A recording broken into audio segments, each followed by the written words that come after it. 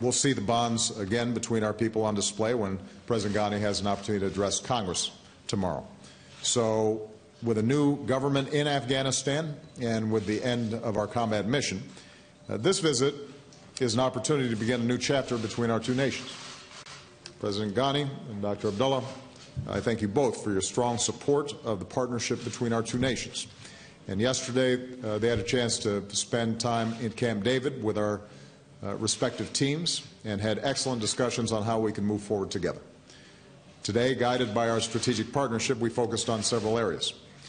First, we agreed to continue to keep in place our close security cooperation.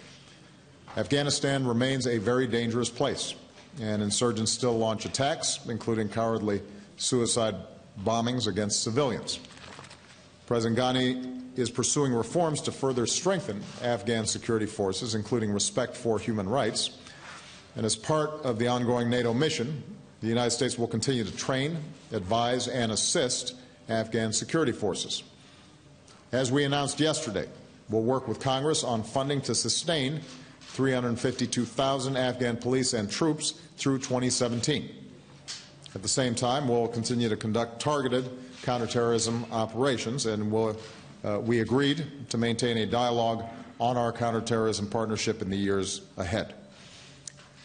Now, at our peak 4 years ago, the United States had more than 100,000 troops in Afghanistan.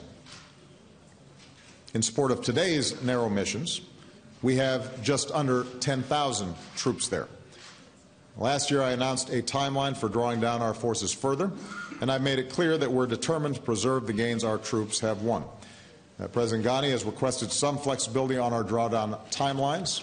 I've consulted with General Campbell in Afghanistan and my national security team, and I've decided that we will maintain our current posture of 9,800 troops through the end of this year.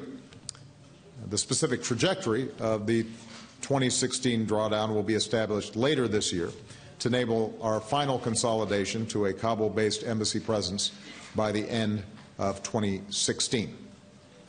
And this flexibility reflects our reinvigorated partnership with Afghanistan, which is aimed at making Afghanistan secure and preventing it from being used to launch terrorist attacks.